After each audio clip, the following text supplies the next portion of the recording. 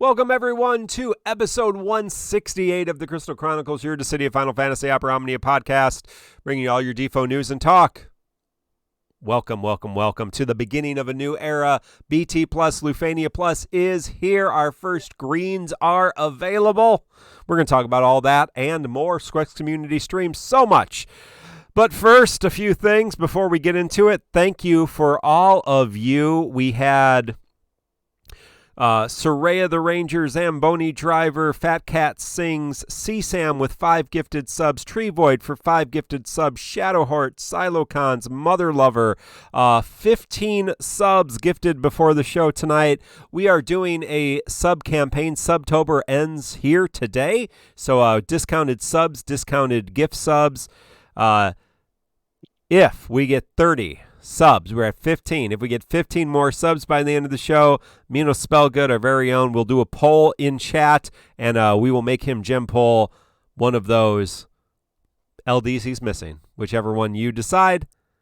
Shout out to our first time Sky Splits, Fat Cat Sings, howdy, first time chatters, welcome. Glad to have you all. Welcome all of you watching on the video on demand, all of you watching on YouTube, all of you listening on your favorite podcast app, wherever you are, like, sub, ring the bell, give us a good review, all that kind of stuff. And thank you all. 2,000 subs on YouTube. We reached that benchmark. Really cool. Appreciate all of you pumping out some videos last week. Go check all those out on YouTube. Really wanted to push past 2,000, and so we did that. And it's all because of you, so thank you all. Last week, I also forgot because we went on to poll and didn't have the trivia. So every show now, our TCC intern, Poto Cedar, has done trivia before the show and after the show. So last week, the trivia was, what was the first TCC challenge? And the first TCC challenge was Power and Magic Chasm, which was Bart's EX fight. So there you go. That's last week. This week's trivia, and we'll tell you the answer next week. How many shows did Pierre, our co-founder, Pierre and I started this podcast 3 years ago, and well, almost 4 years ago, 3.5 years ago, I guess. How many shows did Pierre host? So there you go. Cross 13, you've never chatted. Well, Cross 13, we're going to talk about you in a little bit, but glad to have you with chatted? us. What the fuck? He's been following us for years. I know, Cross is part of our community. I'm so fucking upset. But welcome all of you. I'm not by myself. I'm joined by Mino Spellgood. Mino, how you doing? Considerably better. I remember I always have these lines prepared when I come in, and what I was gonna say was, Mark, every day, especially nowadays, I dream of just moving to a small town and having far less responsibility and just living a very simple life. What was that show that Paris Hilton did? Is it called The Simple Life? Green Acres? Wasn't she in that one? Was it? No. I don't know. There was like a Simple Life show or something, right? Yes. Right, You're right. Yeah. Like, I wish I lived but Mark actually does. It sounds really busy for somebody who lives in a small town. So I wish I had Raw Life's life, I guess. Trade you any day of the week. So Raw Life lives in a town of 250,000. That's nothing. And I think all he does is like mow the lawn and drink beer. Like, he's literally Hank Hill from King of the Hill. Like, I've been watching a lot of everyone has that binge TV show they watch when they go to sleep, and right now mine's is King of the Hill. So like, I'm really wishing for that simple life, man. Yeah, see, Sam, I was Mino did not get the reference, so I don't get it. What was Green Acres? That's where they go from the city to live on the farm. It's an old show, predates us both, but yes, that was. But the main character, Zsa Zsa Gabor, plays the social elite from the city that lives on the farm because her banker husband wants to get away from the city life and live on the farm. So. Zamboni Driver, thank you for the gifted sub. That brings us up to 16 to 30. Woo! But hey, let's talk about DiFFOO, because we're here to talk about DiFFOO, not about Country life. I was born in a town of 100 people, so that's country life. That's not what I'm living today. There's been some updates. Encouragement armor finally works the way it should work. So if you have a character with encouragement armor like Yuna, now if you equip that Paladin Cecil Sea Sphere, it will give more brave gains. If you have a character with encouragement armor like Beatrix, who has an A slot, you can use Iroha, I believe. There's a couple other C slot, I think, is Celeste. And Orum's a big one. Sarah's a big one. Yeah. Gladio, I don't know about the ones you said, though. But, I know, people were testing that out, right? Celeste is not. So, but, I mean, obviously, Paladin, Cecil, Record, Refined Sphere, big one. I will get Iroha maybe at some point. For the spheres, I'm talking about the spheres specifically. Snow, Kale's saying. So have you seen this? Have you tested this out at all, Mino? No. I honestly, I don't know if Brave Gain teams are my style, and I'm sure we'll talk about it once we get to Lufania Plus, but I know a lot of people chose the Brave Gain route for reductions, right? Stacking Brave Gain. I could not see myself doing that. When I guess back to the wall, I did a Setzer Brave Shave team. So I'm not particularly excited about it. I think it's a nice bonus to have. I mean, do you run Brave Gain teams, Mark? I really don't. I mean, I do have Yuna fully upgraded, and I do have all the characters with the Paladin Cecil Record Sphere or Refined Sphere on them. So everybody who can take advantage of that with encouragement armor has that sphere already.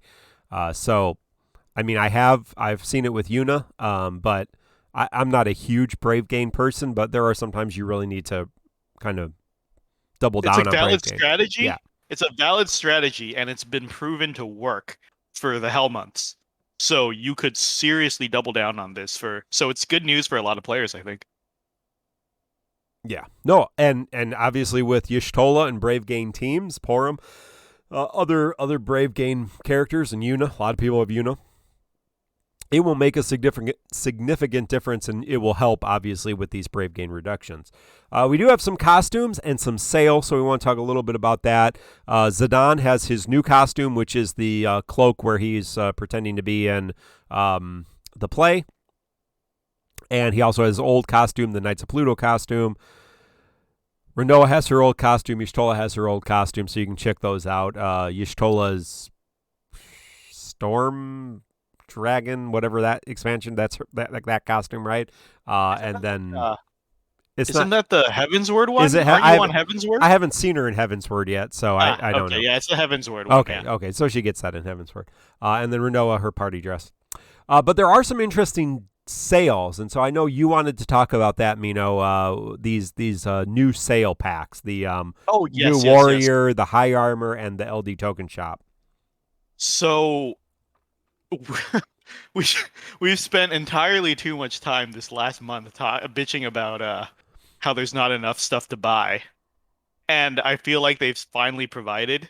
Once again, I'm very confident Josh listens to us weekly. Yeah, and I'm sure. So it'd be a disservice if we didn't, when we complain about when things go wrong, we always should talk about what went right. So Mark, as a whale, and I know Nidre was talking about this too, and Daniel, all the big whales are very excited about this stuff.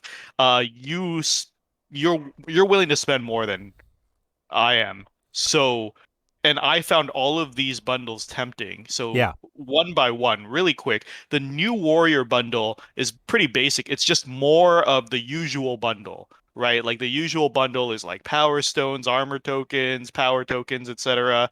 And the new warrior bundle is just more for less. And I was tempted to get into that. Is that something you would buy at this point, Mark, as a veteran whale? I don't think the new warrior, but I mean, if you look at the new warrior, the top one, it's about $80 here in the United States. That's a lot of shit. Yeah, but it is. Right? Yeah, I mean, it's on the screen here. You are talking about an EX, so 10 EX tokens. Obviously, the 17,000 gems. you're talking about 2 books, 4 ingots of each normal type, 120 guard orbs, 120 power tokens, 12 power stones. I mean, 100 chocobo feathers, 2 million gil, and power orbs, EX power orbs. If you're a new player and want to spend a lot of money on the game because you have a lot of money to spend, yeah, it's not a terrible thing to kind of buy into something. For me, I mean, you and I, we have so many ingots and books. I mean, we could buy something like this just to purple all of our characters. I mean, we're pretty much that close to purpling all our characters. But it's a lot of stuff for what you get, I guess. So I would. Furry Tractor's saying it saves a lot of grind for new players. A ton of grind. Yeah, I agree. That's a lot. Yeah. That's almost double what you usually get on these seasonal bundles. I mean, you could pretty much. I mean, if you just wanted to start the game and drop $150, you can get an LD and EX and fully take care of it, right? You can choose one character and just max them up, and there's not a lot of. I mean, that sounds like a ridiculous amount of money, right? That sounds like a terribly huge amount of money, $150 to max one character. But I've played so many gacha games where that wasn't even an option. Like, there was no amount of money that you could play to max a character. It just wasn't in the cards. So to be able to do that just off the bat, that's crazy, right? Yeah. So it's a good deal for whales, I guess. And then after that is the new bi-weekly high armor token one. $20 for can you open it? It's $20 for 20 high armor tokens and how many gems? It's 3K gems. Yeah, it's 3,000 gems, 5 EX orbs, the upgrade orbs, and 20 high armor tokens. So I feel like I'm being called out with this one because I think I said for a long time that I would totally buy these high armor tokens if they were just slightly cheaper. Yeah. and here it is. $20 for 3K gems and 20 high armor tokens. That's very within my price range and budget. So now it's really, really tempting. I don't know about you, Mark. And you can exchange 20.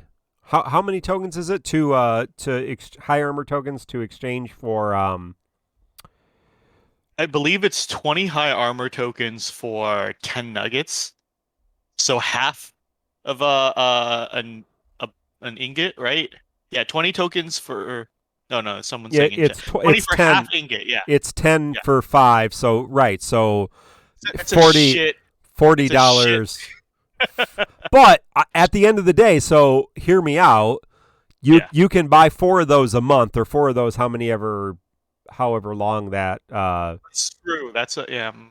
So you definitely could invest some money, because we right now we don't have the high armor realization, the book and the ingot pack. That's about $80, but you could spend $80 and have a couple ingots, right? So in one sense, it's kind of the same value. You're not getting the book, but you're getting the same number of ingots. So I mean, I guess if you're desperate for blue armors, it is an option. I would prefer to have the book and the ingot and just pay $80. But yes, CSAM, I would prefer that you just support us, and we'll support the game for you. That's how it works. It's just it's the great circle of life. So LD Token Shop, Mino, you want to talk about that? People are pretty excited about this one. I remember when we heard about it 8 months ago, we were laughing at how absurd it was to pay $80 for an LD, and now it's $75 for the same amount of gems as you would get on a sale bundle plus an LD. And now everyone in the TCC Discord that spends money on this game regularly are saying like, this is an amazing deal, right? Like who was the super whale we were talking with not too long ago? I forget, but they said that they didn't like buying the enhancement packs. They just want to buy gems, and they were upset that there were no pure gem bundles. Oh, right. And they didn't want to buy the enhancement packs because it flooded their inventory with useless crap. And so the fact that this is like what you would normally pay for that amount of gems, and then you get an LD on top of it. You treat it like a costume pack, right? Yeah. Yeah, like costume packs, you get the amount of gems you would at a $37 price point, and then the costume is extra. This is a very, very good deal. I think Multiracial Lion mathed it out for us on the Discord, Yeah. saying that if you counted as 75k gems for an LD pity, and then the extra like 1.7 17k gems additional, you're paying less than $1 for 1,000 gems is the ratio that you're getting, which is an insanely good ratio if you really want to pick up an old LD. So speaking of whales, thank you, Daniel, for the gifted sub. We're at 17 out of 30. And David E, I thought we could get LD tokens through selling LDs. Unfortunately not, or we would all have a lot of LD tokens. Believe me, that would be great. This is right now a one-time thing. You can buy this. If you... Because right now you can only go backwards. You can't get... So you can get everybody but Zidane, I think, right? So, yes. So you can only go backwards. But if you missed Y'shtola, if you missed, that would be an option, right? If you don't want to pull on that banner, you get Y'shtola. You can't get Zidane, LD. You can get anybody else. If you're a new player, if you're newer to the game, do you think that there's one LD that's worth investing in? I mean, I don't know about for you or me, like going back and buying an LD, if that's worth it. We're only missing a handful. But what LD right now would be worth going back and picking up, do you think? I'm glad you brought this up because Setzer and Porum are really high. Yeah. On my mind right now. I've been monitoring the first 24 hours of people talking about Loof Plus. And a lot of them are saying that Setzer, Porum, or Jack Call, Kurosame Call have been putting in the most work for difficult content. So I feel like if you're a newer player and you weren't around for those, especially, Porum was forever ago. I don't think Jack and Kurosame are coming back anytime soon. Yep. Kurosame is paying so many dividends. That's ridiculous, yeah. Like, I wish I could go back in time a year ago, slap myself forever underselling Kurosame. And Jack and Kurosame, you can potentially just get the LD and upgrade them and upgrade the LD. Jin Lee, check out Jin Lee on YouTube. He's saying Agrius, who's going to come in useful. Porum, Setzer, we already said. Core, I think that's a great one. Aphmau, obviously, with Sid Reigns. If you missed Aphmau, you can still pull on. Core is a good one. We'll see how long Core works, but so far, so good into Lufania Plus. But again, if you're missing the EX and all the weapons, again, and you don't have the tokens, then you can get that new warrior thing. And again, 150 gems, and you've got Core, you've got Setzer, you've got Porum, if you missed them out. Again, that's a lot of money, and I wouldn't suggest anybody spend it if they can't, but it's a good discussion. Are you tempted to do this? Is there somebody you're missing? I am tempted, but I'm not missing anyone critical. If I did it, it'd be for really stupid, petty reasons, like skipping a banner in the future. Yeah. Because I have all the LDs on it. But people bring up great points. Like right here on the cusp of a difficulty jump, there are almost a dozen LDs that could help a new player get through a lot. You're right. Core and Aphmau weren't available for JP Shop when it originally launched. That's a huge bonus for us, right? Like if Reigns comes out and Aphmau expires, and you're like, wait, I actually want to do Aphmau Reigns. Yeah, wow. You can do that because this is gonna carry through to Reigns. This is 26 days left. Yes, this is gonna carry through to Reigns, and in Japan, Aphmau would not have been on this. So, wow. And I forgot people are bringing up Core. Yep. Core has been an MVP for this difficulty jump. A lot of people are running Core to not invest ingots. Yeah. And it's been working. Core's still a fucking powerhouse. So yeah, it's amazing. A lot of good options, and I just want to say again, I think it's a really great deal for people who have money to spend on this. Yes, thank you, Squex. More high armor, and hey, come on, BT books and tokens too, guys. Any day now. Just a couple of those a month. Just throwing that out there. I'm gonna not be able to live very well with only having one or two BTs a month, BT pluses a month. I'm gonna need a lot more of those. So, Joshua, you listening? Tell them back at the headquarters. Get those BT plus packs. That's what the people want. Mostly me and Daniel, and Nidre, and Goose. Specifically us. But that's like we're most of the community. So that should be important. There was we talked about a little bit last week. I think there was a notification that Android users, the Google Play Shop prices would be adjusted. Depending on your regional area. That has nothing to do with Squex. That has to do with Google and their interactions. We have heard, I believe, I'll pass it to you here in a second, Mino, but we have heard that for some people, that's made the prices go down. Generally, this is outside the United States. For some people, it's made the prices go up. So what have you heard on that front, Mino? Wait, you've heard prices go down? I'm interested in that because I heard UK prices dropped. Now, people listening on in chat here, if you're outside of the country, anybody let us know if you've got a decrease in your prices. That'd be interesting to know. All I've heard, you might have heard more than me, Mark, is so Macnol said, who's in Brazil, says that prices went up 65%, and Macnol, who's not usually like a paying player, at least buys the regular Mog Pass every month, which I feel like is the minimum DFFOO is usually asking for, the minimum Mog Pass. And with that increase, he's saying the regular Mog Pass is no longer easily affordable in Brazil. 65% price spike is massive. And then I don't want to confirm this, I think I heard that Canadian prices went up as well. But what have you heard, Mark? Yeah, so I mean, we talked to Macnol. DissidiaFFOO.com is Macnol's website. Check that out. But yeah, so we did hear in Brazil prices went up significantly. Raylos is saying prices remain the same here in the Philippines, and I believe J.A, our wonderful mod, is saying they did go down. Or are you saying they went up? The bundle is 60. The LD bundle is 65. So yeah, J.A is saying in the UK they went down. The prices went down. The LD bundle is 65 quid. I guess, is that what you guys use in the UK? Isn't that a made up Harry Potter currency? Yeah, that's the quid, as what they catch, the golden quid. Pounds, quid. Isn't that right? Yeah.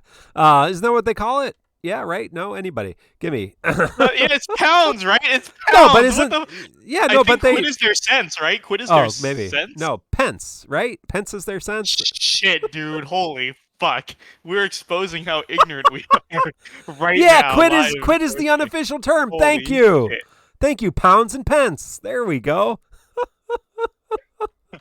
Doesn't Mark have kids? I do have kids. Yeah, yes, the golden snitch. I actually have a giant Harry Potter Lego set I'm working on right now. Believe me. I know plenty of Harry Potter. All right. So sorry. That sucks. Yeah, if you're in a country where the prices went up, yeah, we certainly may know that you're, that not necessarily anything we can do about it. Tell Google Play that sucks, and they should die, I guess. But besides that, we did get some free rewards too, network error compensation and the stream cap rewards, which there was a little bit of hashtag drama, because right after the live stream, people were like, where's this book and ingot that JP got and we didn't get it? Well, a few hours later, it turned out that we are getting it. It was in the stream rewards. We all woke up this morning or yesterday, I guess, to a book. No, today, to a book and an ingot for the stream reward. So, how many LDs and Mino, how many LD Silocons is asking, how many LDs is Mark and Mino missing? I think I'm missing 7.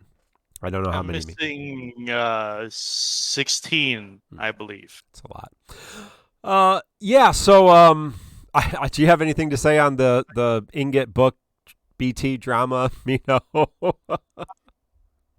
nothing, grain of salt. So I think we got the exact same thing Yeah. JP did. Yeah. Um, grain of salt. I think I was talking to Zach earlier today. Their JP Twitter campaign paid off really early, whether on BT Plus launch or a day or two after. We have no idea when our Twitter retweet campaign will pay off. So the only difference between GL and JP is we might get our um, Twitter ingot a little Later. later, but Yeah. that's it.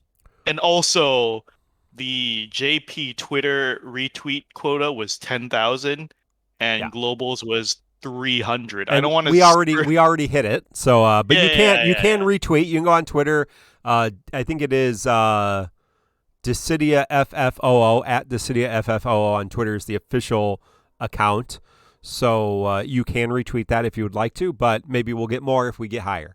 But yeah, it was much lower here in the United States or here in global than it was in Japan. So, but we got it. So we'll get that ingot at some point, which is great.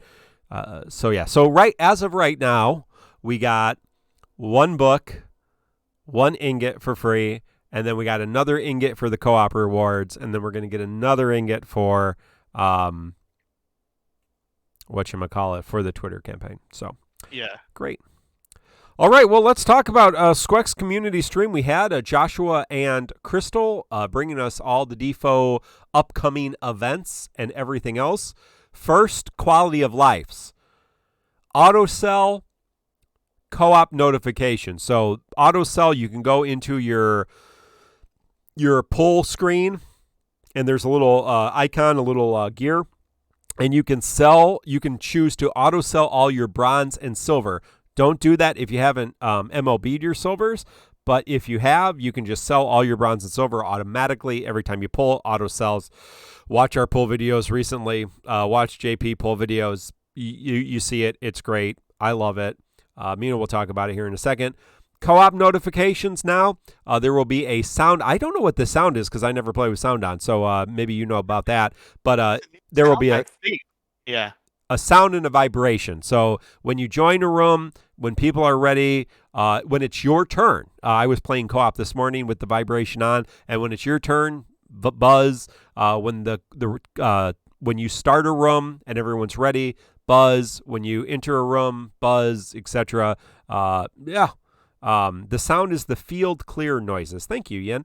So there you go. So, Mino, what do you think about those two quality of lives? One is early. Japan got it. The auto sell.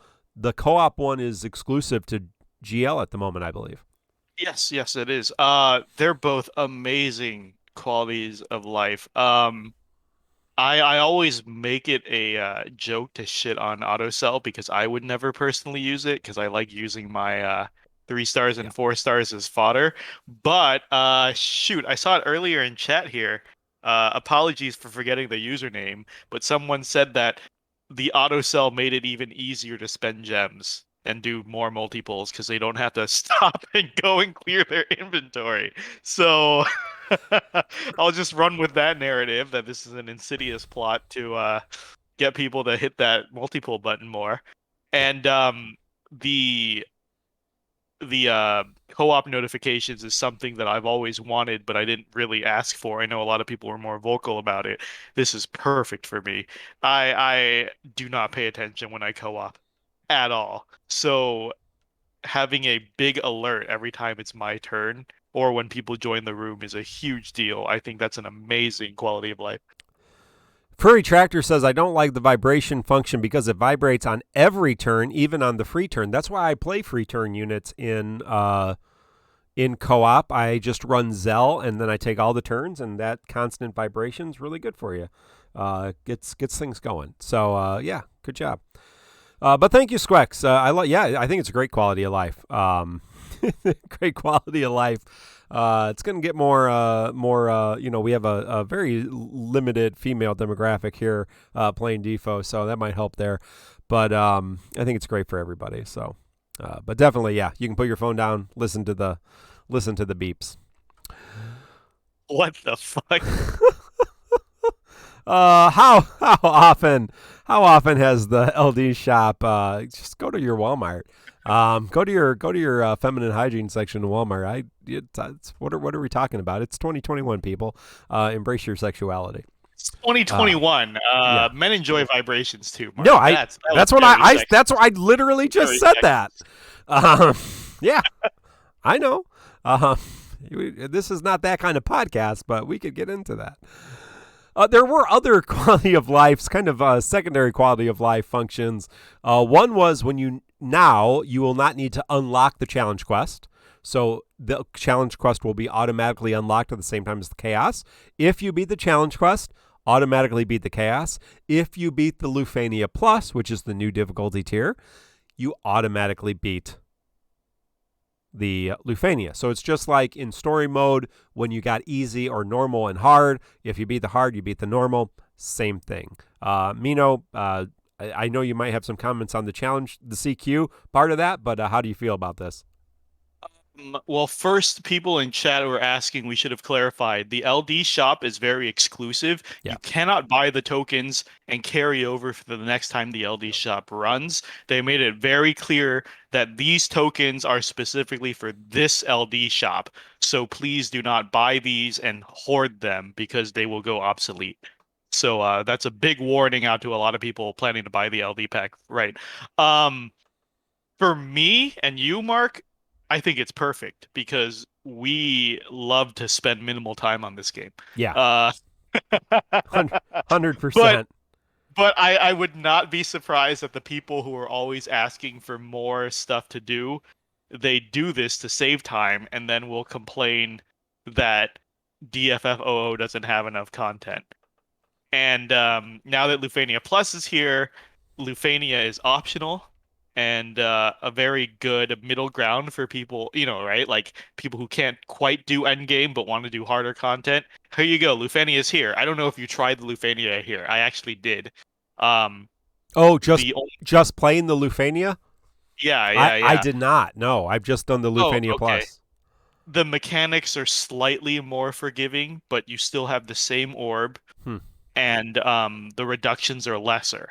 Okay. And that's it. And then so I'm saying like this is a perfect middle ground for people who are saying that they don't want to like endgame is too hard, but they want something in between. But I doubt they'll play that either. So more the player base has more options. Let's see if they actually take advantage of it. Yes, we are at 17 of 30 subs, and yeah, if you want Mino to pull on Lion, we're gonna need those subs quick because Lion is disappearing in 20 minutes, 26 minutes. So that might be off the table, but we are getting close. So we also have an autumn festival that was mentioned. We have this co-op. We're gonna have another co-op later. The autumn festival co-op that we got, of course, is the one attached to Divine Pandemonium. It's pretty simple, pretty straightforward. There's chaos to that. Nice shop. Nothing much to write home about. Oh, there was something I noticed, though, in the co-op shop. Oh, crap. What you can buy? Feathers. I don't know if you've noticed that. So I went down today. I did my level 70 or my level 100. Thank you, Kezhura, for the subscription. Appreciate that. If I butchered your name, I appreciate that as well. Oh, or that was a CSAM gift sub. My chat died here. So Sorry, CSAM did 5. Oh, okay, CSAM did 5. Thank you, CSAM. It pops up as gifted. The people who are gifted the sub are the ones that pop up on the screen. But my chat has frozen, so it will catch up here in a second. I already have XDeath BT. I don't want to go in on this banner. No! Oh, Jesus Christ. So, Stop. Fuck. Come on, Mark. Okay, move along. So I don't believe to this point. Holy shit, did we just hit it? Oh, my chat has frozen, so you're gonna have to help me. Did we just hit it? Christ, I think Taco just did 10. Oh my God, fuck! Do we do this in the post show? Yeah, we do it in the post show. Yeah, we do it in the right? post show. Okay, I mean, let's not interrupt the podcast. Fuck. Wait, no. The post show will be over. I gotta do it now. Fuck me. Yep, Okay. yep, you got it. You should do it. All right. So Pierre's Yeah, gonna edit this out. Sam, 10 total tonight. Taco, 10. Thank you, Taco Facebook, Taco FB. Thank you for the 10 subs. Thank you all very, very much.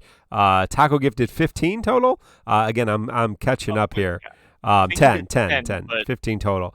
Wow, thank you guys. Yeah, so we have hit this thing. I'm not sure that we'll be able to share Mino's screen, but he'll be able to. Yeah. I mean, if you want to try to jury rig this real quick, let me share my video. Yeah, we can try that.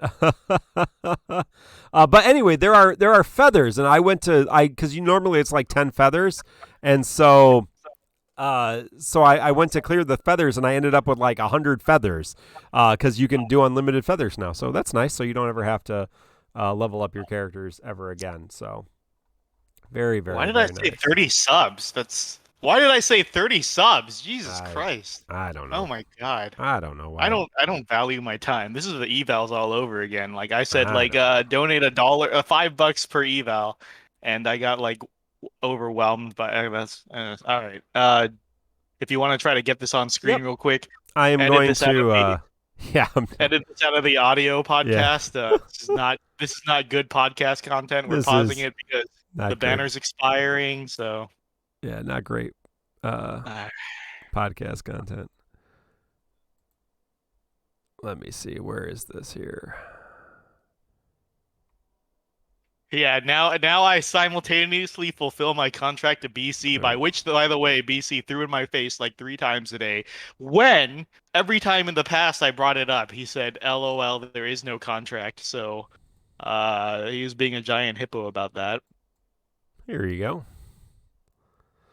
There's Mino's screen. All right. You got mine. All right. I guess I'm just gem pulling. Fuck. Let me take a drink. Oh my God. Take a drink. So bad. Holy fuck. This is potentially 7. Oh my God. I'm lying so bad. God. Oh shit. Oh no. Okay, here we go. All right. Let's go. All right, gold orb. Come on. 5K gems. Come on, game. Get me out early. Get me out early.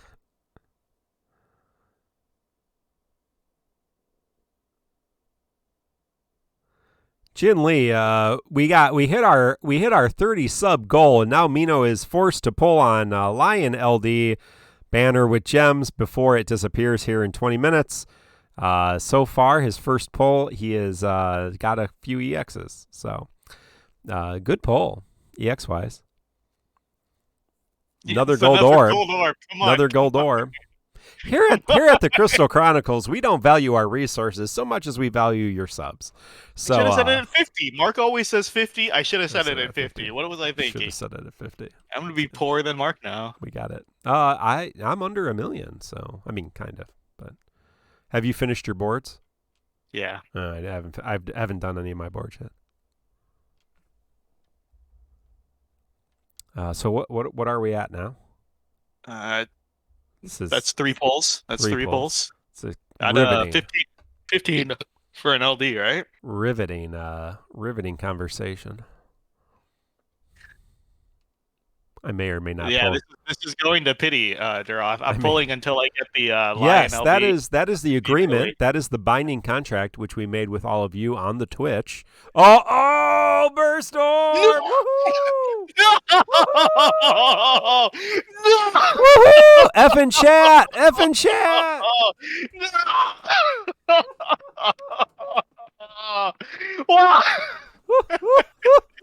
Why, God? Why? Such a cruel God would pull X Death BT. Oh. What's happening? What is happening? Oh my God. Mino, you already had X Death, correct? Yeah, I think I got it on 10K, luckily. Yeah. Very nice. Oh, hey, Iggy LD. Did you have Ignis already? Yeah. So, Damn it! This was such a budget banner. I needed a lot. I got everything in 10K. oof, Now I guess I'm throwing an extra 70K here for Lion. Oh my god, no. so good. Uh, Hey, yeah, Furry Tractor. We all know five B tokens is 5 B tokens. Amino needs extra B tokens. We all do. So, no complaints. It's just funny. It's funny when you get the with the BT before the LD that you're chasing. It's good we're on when you don't have 7 it. polls now. We're on 7. Yep. This is 7. Yeah. Thank you for all your support. No, this would not bring. Yes, this would not bring Amino out of the Millionaire Club. My whole goal was to not gem poll for Yeah. the next 8 months. I think that's a great goal. That was my plan, and here we are. Here we are. Here we are. One day into LDBT plus era, and we're gem pulling. So I was gonna not gem pull all of Loof Plus. I made it. I made it all one day into LD or a BT plus era without getting a BT book with 400 G tokens. So yeah, I am poor now. Thank you, Jinli. I'm one of the people now. I'm back. I understand. I've been spending a lot of time with some newer streamers, more casual, newer players. So I feel like I'm connected. Living paycheck to paycheck. Don't know where the water bill's going to get paid this month. Got to choose between, paying the insurance or going to the hospital or feeding the kids. I feel like I'm connected. Really. Now I'm in a shit mood. It's gonna be pure violence for the rest of the podcast. My God, my third Ignis LD here. My God. Yeah. Pretty much, yeah. As Jinli said in chat, pretty much every from 0 to 1 million gems is poor, and then from 1 million to 2 million gems is rich, and it's a middle class. Middle class, yes. 2 million plus, you have retired. You are living on a beach in Havana. Are there beaches in Havana? Yeah, Havana's a nice place, right? Can you go there? Where's Havana, Mark? In Cuba, right? Havana, Cuba, right? Okay. Yeah, right? Like all these gold orbs are just taunting me. Like it's nonstop gold orbs, but it's all EX. Middle class is 1 to 2 million gems. 1,000,001 to 1,999,999, right? So I'm losing my things here. Oh my God, Ignis, stop! Ignis, stop! Yeah. I can MLB Ignis's LD now. Oh my God. Real Americans don't know geography. This was such a fucking mistake. 30 subs? What was I thinking? Holy shit. Hey, oh my God. Think of the income next month. Oh my God. This translates into real money, remember? Your fake gems. Anyone who watches anyone who watches my streams know that I do not care if I pity something I'm chasing. But I'm pitying something that I was fully content on skipping. And it feels so bad. I don't like Lion's LD.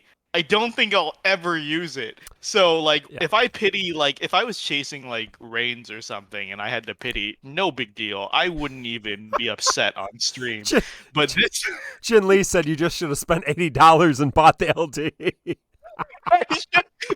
Honestly, I would have gotten gems from that. I should have just bought the LD pack. What, guys? I should have just bought the LD pack. Stupid. I'm legit pitying Lion's LD right now. So, but I hear she gets good in C90 era. So, yeah, I hear she's good. Did she get her 90? I don't. Yeah, she must have, right? Because she's on Snow Spanner, one of Snow's banners. Yeah, so, yeah, Snow LD. Oh, no, she doesn't. Lord Touch Me say no. No, not yet. Oh, my God. She will. Did I get a third XDev BT? Hey! What's happening? I can't even use these G tokens for a BT book. Yeah, hey. This is the worst. No, hey, you got This is great. No, you got 1/5 of a BT for 70,000 gems. That's pretty good. Why did I say 30 subs? Why did I say 30 subs? I don't know. Oh my I don't know. You're the one that came up with that number. Oh, fuck Lion. Fuck FF11. Anyone who says they like FF11, that's like saying you like FF2. You're just saying that because no one's gonna check your credentials. No one's gonna play those games. No one's gonna fucking oh my god. Holy shit. There was no free pulls on this banner, guys. That was a full 75k for this piece of shit. All right. There you go. Just cut my fucking camera now. I'm done. Yep, there we go. Close. I'm done. All right. No, all right. Back to the show. Where are we? Yeah. So so speaking of those old banners, we already talked about the final. There's a Final Fantasy Portal campaign. There's a Twitter campaign. Yep. Check your Final Fantasy Portal. Twitter campaign's already complete. But now we're in BT plus Lufania plus era. A lot of anxiety going into this era, a lot of doom posting. There always is. Remember, if you're new to the game, if you've only been playing a year, when we went to, EX era, which was level 100, Cosmos era, which was level 150, Chaos era, which is 180, Lufania 200. There's always a lot of anxiety. All just lots of anxiety, right? We're one day into Lufania plus. There's going to be some hard fights. There have been some hard fights up until this point. I don't think it's anything to worry about. I think it's just the next level of evolution in this game, and we know after some fairly challenging fights, there's just a long haul of not particularly challenging fights. So, Mino, how are you feeling going into BT plus Lufania plus era? Anything you're looking forward to? Any advice for people as we enter into this new era? Yeah. But before I tackle that, I want to remind people in chat that the LDs that Mark was paid to pity, he actually used. And as much as he shat on Waka, he later said, "Oh, I actually used Waka a few times, and he was useful." Waka's useful. Lions. I'm never touching this shit. You guys does she have a dispel on her call?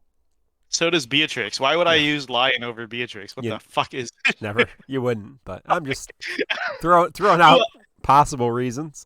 Who else did people make you pity? I pitied Y'shtola BT. I pitied Onion Knight. What a loss. Yeah, that was a loss. That was a loss. That's an F. F's in chat for Y'shtola BT. I pitied Onion Knight BT. But yeah, that was the Y'shtola was on the Waka banner. Holy shit, I'm salty. Yeah. Holy shit. What was the one you had to pull? It doesn't matter. The point is, Mark actually got value out of his sub gem. So Lufania Plus. I underestimated a little bit.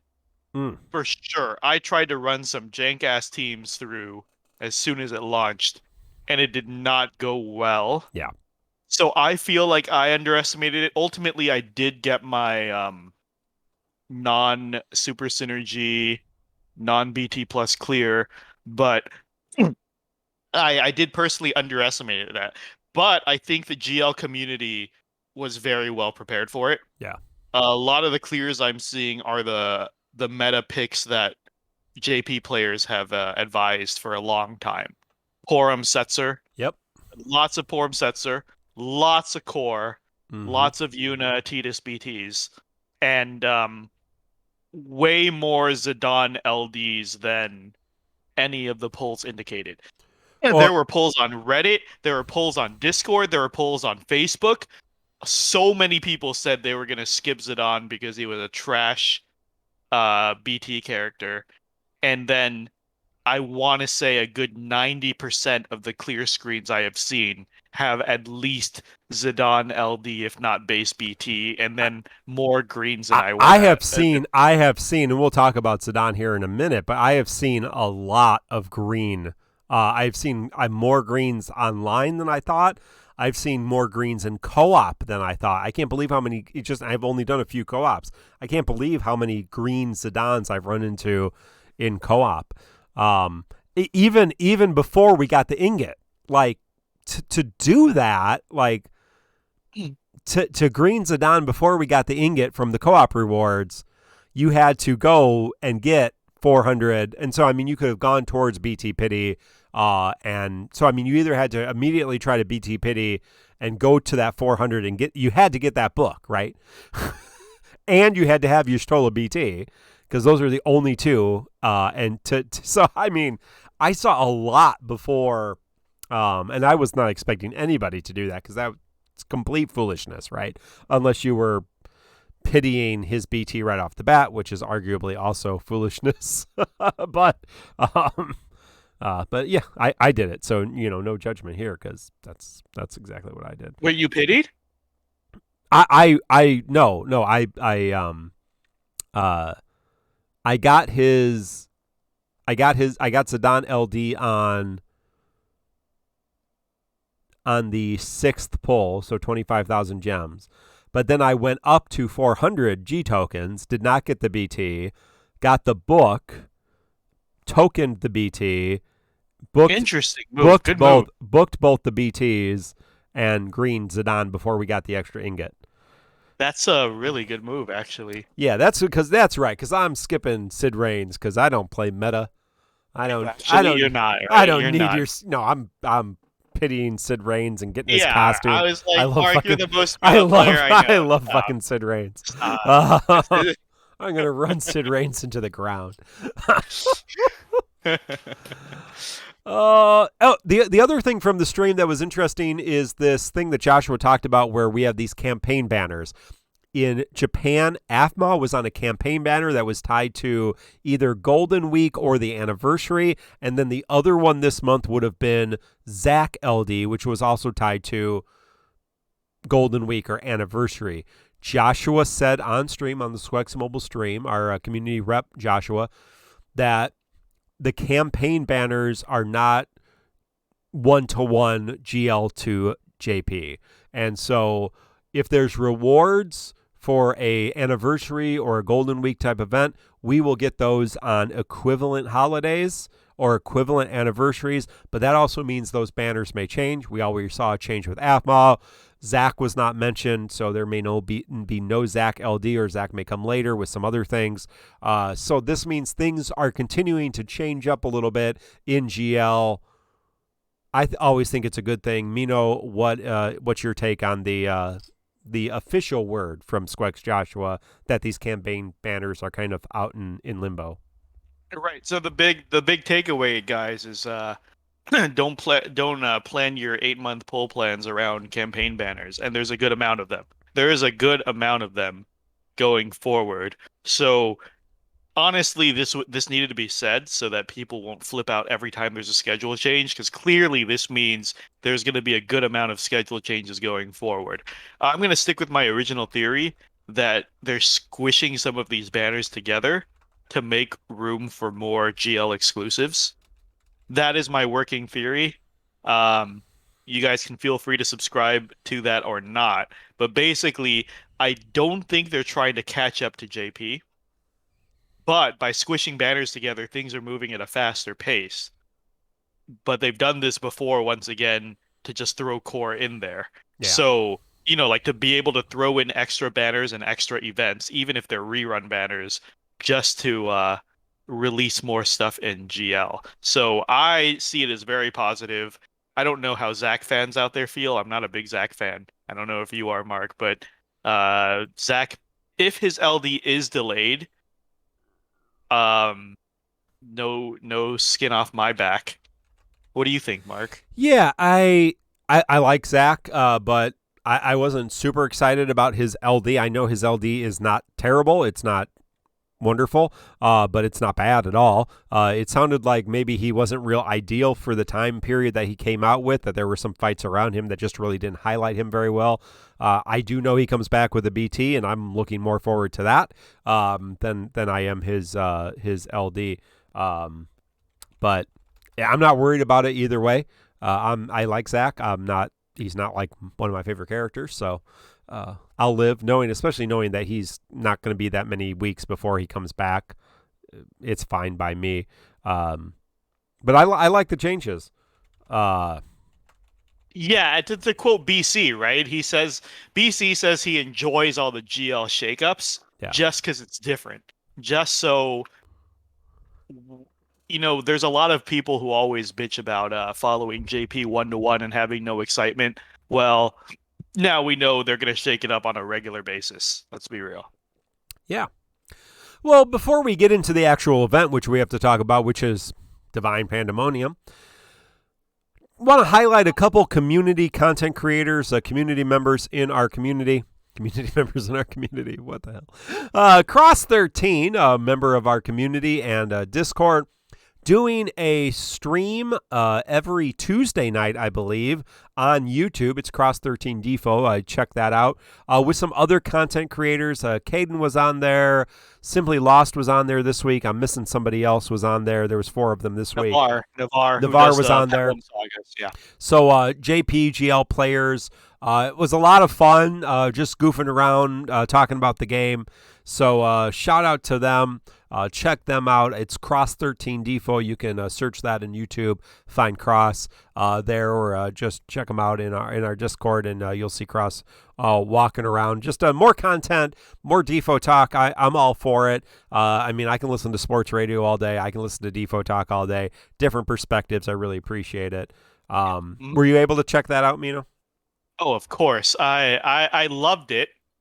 I told BC that Ranting Hour is becoming Ranting Hour started with the same exact energy that what are they calling it? Historia Crux? Historia Crux, yes.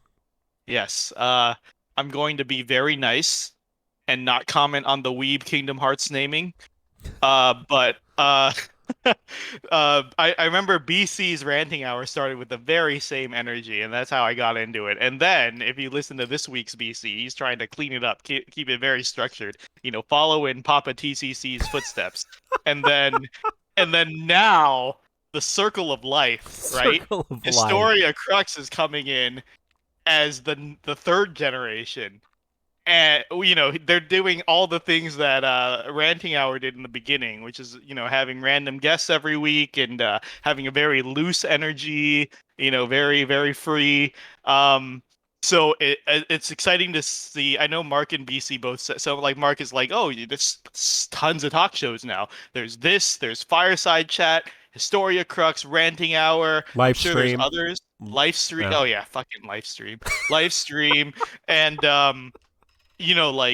and to follow this up, this is months ago, we were making a big push for more content creators in the community. If you don't see the content you like being made, step up. And, this, and then we have Goose, RVK,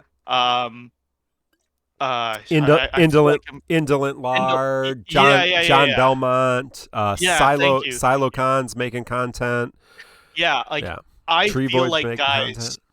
I'm so proud of all of you in the community. I feel like we have more content creators now, almost 4 years into Global, than we did ever in DFFO's history.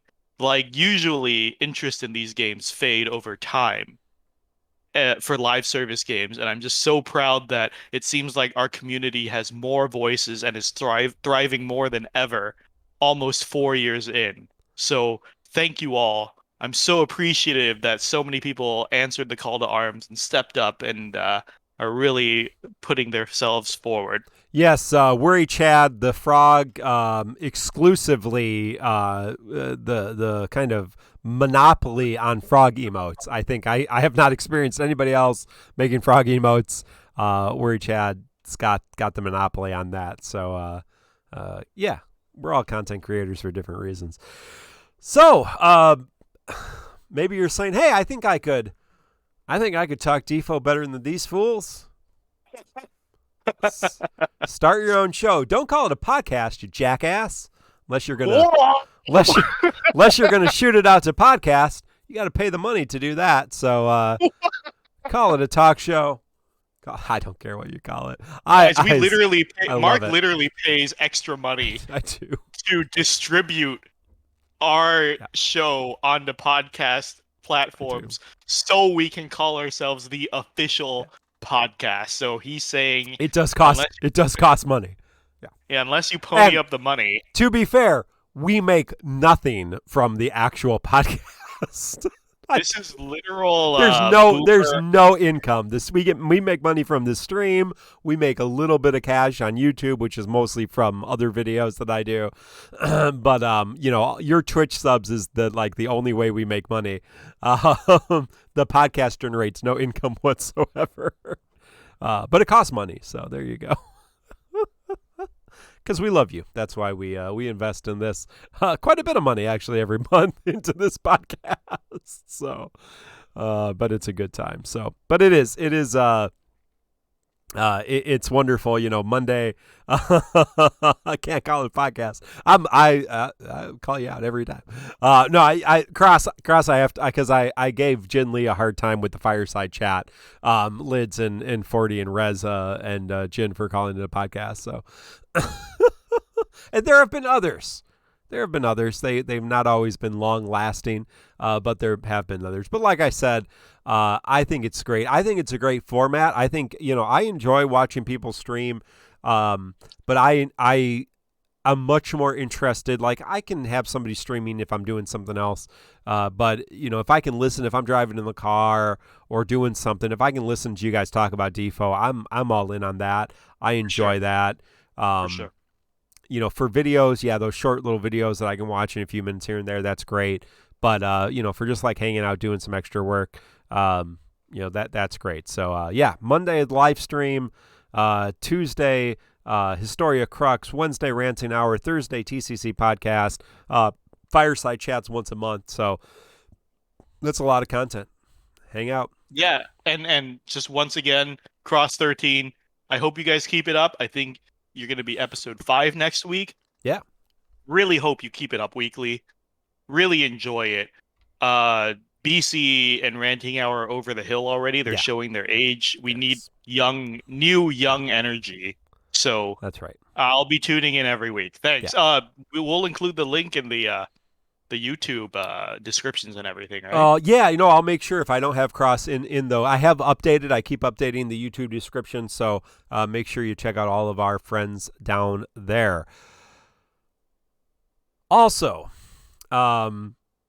we talk a lot about Black Nero talks a lot about receipts and catching people in these different eras, like doom posting, the game's not going to last, how are we going to get through chaos, how are we going to get through Cosmos, all this kind of crap. So we were sharing some of those previous posts that did not age particularly well. And so our good friend Necklord, if you're not familiar with Necklord, he's done the Hell Kitchen memes and stuff and Ace Attorney memes, right? And shared them on Reddit and Facebook.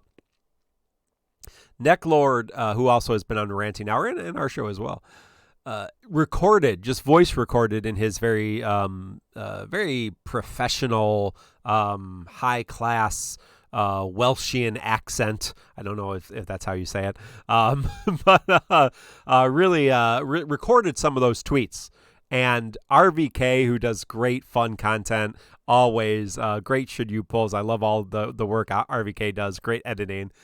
He put them to some video, and so you can go on RVK DissidiaFFOO on YouTube and listen to Necklord read some of these tweets, and it's hilarious. It's just a couple minutes, but I can do that. And we still need that UK podcast. So UK podcast when all the UK people are telling us we need to podcast earlier. We keep telling them just to start their own damn podcast.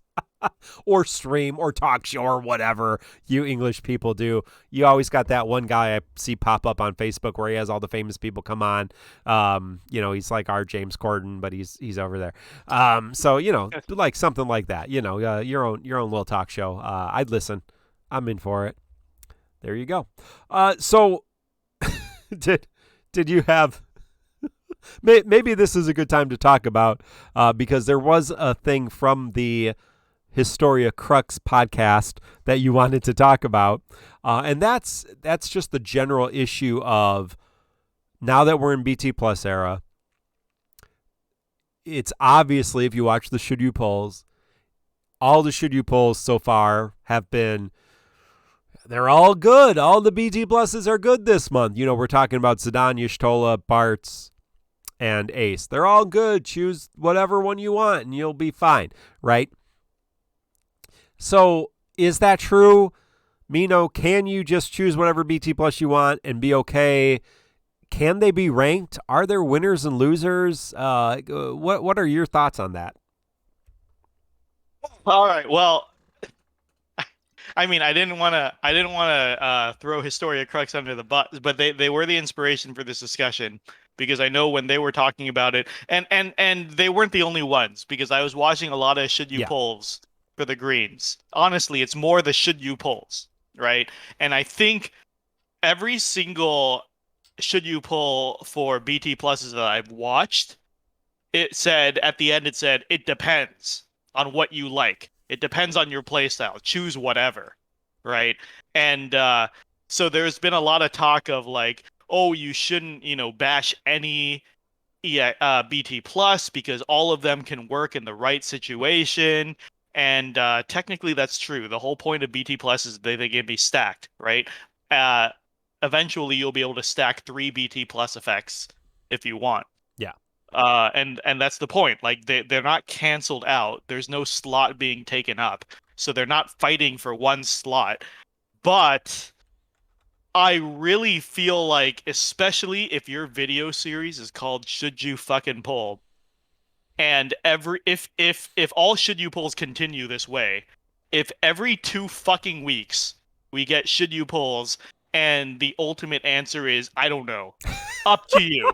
I don't know what your roster is. I don't know what your playstyle is. Let me make a 50-minute video just to say, you decide. All right, look, first of all, if I was a new player and I typed in DFFOO, should I pull XBT plus, and I had to sit through a 50 fucking minute video for them to fucking tell me, I don't know, you decide. I just wasted an hour of my fucking life. I feel like that's insanely insulting to my time and my intelligence. I don't think you should make a video, call it Should You Pull, and then not tell me, should I pull? Okay? So, to preface, yes, all EX pluses are very viable. They all stack. They're not fighting for slots. But if you don't have the integrity and the intelligence to take a stance and objectively rank things. No, not even objectively rank things, subjectively rank things. If you can't be like, this is my poll plan, this is who I'm going to green, because once again, you're getting more than 4 BT pluses a month. More. Because campaigns give extra. There's a start dash banner that threw in 2 extra. One of these months have 6 BTs that can be realized. You can, if you're free to play, you can only do 1.5. So you're choosing 1 among 4 every month. It is a difficult decision. 1 among 4. Yeah. You can only realize 25% of the BT plus is coming. And if every 2 weeks I'm spending an hour to watch your fucking video and you're telling me I don't know the answer, only you can answer that, why the fuck are you even making a motherfucking video? I'm so fucking mad. Sorry, this is what happens when you guys make me pity Lion. I'm so mad right now. I'm taking it out on gotten these to the characters. videos. Yeah, I did say, I don't know if Goose is still here. I did say there was going to be violence tonight. It's not generally part of our show. But I don't know. I don't know that any should you pull, and maybe we're just arguing semantics here. But obviously, when it comes to gotcha games, and let's not just talk about default. Let's talk about gotcha in general. Should you pull is a staple in gotcha games because, and you look at the comments in any of my videos, any of BC's videos, probably any of your videos, if you're making videos, depending on, regardless of how big you are as a content creator, there are always people asking, excuse me, should I pull? I just had somebody ask me today, who should I green? Y'shtola or Zidane, right? So, I mean, we struggle sometimes, and the game is not easy when it comes to discerning these things for yourself. Now, for us, yeah, we're like, we got DissidiaFFOO and DB and Compendium and OO Tip and OO Tracker and Tonberry Troupe. I mean, like we got JP players. We're invested in this. But the general population isn't. The general player base doesn't know. And so they're literally asking for help. Like, okay, I can choose to do one BT. Yes, obviously, I know if they're my favorite, I'm going to do it. But if I need somebody to help me through content, who should I pull? And it shouldn't be any. I mean, probably should be 10 to 15 minutes at most. 30 seconds or 60 seconds or 5 minutes is probably best. But yeah, I mean, at the end of the day, I think if you're going to call it, should you pull? There needs to be a yes or a no. And if you're going to make a tier list, there needs to be tiers. Now, my tier list is again not a power tier list; it's a resource tier list. So we'll tear into market about that later. Yeah, fucking Beatrix in C tier, Aphmau in A tier. Mark, I can't. No, but no, really. But before we move into the characters, all I wanted to say is I know a lot of SYPs and a lot of the videos they were saying like, oh, if you say so and so BT plus is bad, you're capping. You're full of it. You don't know what you're talking about.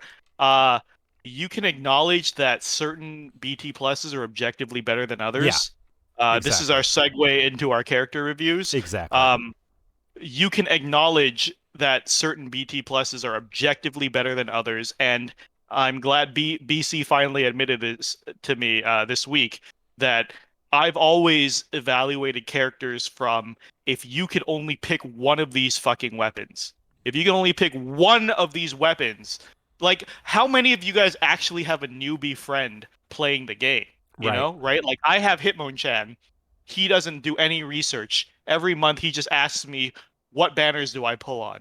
And then BC has a new friend joining the game recently who's been doing the same, and BC saying it's really helped him evaluate banners, because when you only have the resources to invest in one character a month, it really you have to have a cutoff line, because if you say everyone's good, you're saying nothing. Your opinion's meaningless. This is like when I was telling Mark, this is when, you know, your significant other's saying, like, no, you're saying, what do you want for dinner? And your significant other's like, I don't know, you choose, right? Or like when you ask somebody their opinion on things, if they always say everything is good, that's the most boring person in the world. If you can't take a stance, our choices define us. And if you refuse to make any choices, then you're a blank slate blob of a person. And so I'm saying there's always has to be cutoff lines, and we approach it, and I hope BC does this moving forward because he says he's seen the value of it. If you approach it that you can only do one motherfucking character a month, then the entire conversation changes. Right. With that being said, Mark, do you want to move on to the character? Yeah, let's talk about. So we do have our first batch of BT pluses. There's two. Hold on. See, Sam has redeemed his Chocobo Q&A points. Mino, what did you do for dinner? What do you want for dinner? I want hot pot. That's all I ever eat nowadays. Delicious. I just I have a boiling broth. Mm-hmm. I just every time it's time to eat, I just turn it on and I just throw in whatever meats and veggies I want, and Delicious. Then eat, and then that's the bachelor life. Yeah. It's excellent. Yeah, good choice. Good choice. Yeah, you gotta be quick with the responses. But yeah, there are winners and losers. Again, you know, I got some heat with the tier list. I'm basically telling people you get 75,000 gems and 600 tickets a month. That's one pity, 2 ticket pulls, 3 characters. And if you're chasing BTs, it's even worse. So yeah, if you're really focused on, and don't tell, I got 1 million gems. That's why I always say, pull on whoever the hell you want. Who cares?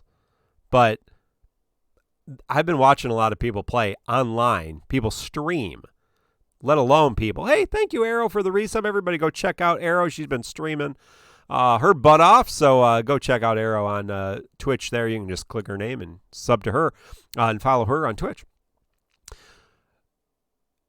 But I mean, we were just watching somebody before we started streaming who's pulling and has no resources chasing things. So again, if you want to try to get out of that habit and start building things, you have to be down, and that means you have to start really evaluating who can I go after. So So help Arrow Go check out Arrow and help her get her 200 follower goal before September ends.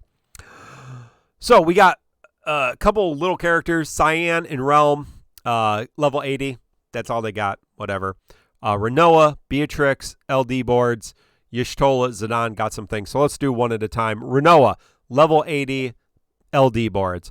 Renoa gets boosts to her overall damage, her overall support. She's a hybrid. She's a attacker supporter character. She has different stances. The Angel stance, more support. The Angel Wing stance, more attack. But she doesn't really do either of them great. So she's not the best damage dealer. She's not the best support character. She does do a little bit of everything, though, because she does do some healing. She does battery, so those are built into her kit, so that's kind of nice. But again, if you're living into the support stance, you're not doing any damage. If you're doing the damage stance, you're not doing any support. Kind of problematic old play styles that some of these stance characters. If you blew her Unity armor, she's doing a little bit more support to the party, so I guess that's a potential. But overall, I mean, you can run her if you desperately want to. Overall, she's just not the best. Yes, Drew Zane, thank you. She does start with her buff now, so you don't have to go into that awkward Angelo, then EX, then LD. That was a mess. So she starts with her LD buffs for a few turns, so that makes a big difference. So she is usable. I used her in this Lufania Plus. It was fine. If you blew her, you're going to be able to get through her, but she's not the best. Mino, what are your thoughts? I can't believe you're making me cover Renoa. People said they wanted us to cover all the characters. Very, very half-ass tuning pass. They clearly, when someone's kit is not good, they encourage you to ignore it. That's what they did with Renoa. They did nothing for Angelo stance, and they give you the buff starting, so you don't have to go into Angelo stance. And they're basically they really only buffed the Angel Wing stance. I'll forgive this because I know that they plan about 1.5 years in advance. Yeah. And I know that Renoa is a BT candidate. Yep. So they know Renoa is going to get a BT. So they probably said, okay, we'll just do a real tuning pass then. Yeah. And we'll just do whatever now. It doesn't matter. She's pretty much a dead character anyways. So I'm not going to go into her strengths and weaknesses, but she's there, I guess. She is my favorite character in Final Fantasy, but I'm in the same place where you are. I'll use her here. He's saying they buffed her auras and Angelo's Yeah, stats. yeah, no. Her Yeah. she gets overall improvements. So she is usable, right? But yeah, just compared to the characters we're getting, probably not as good.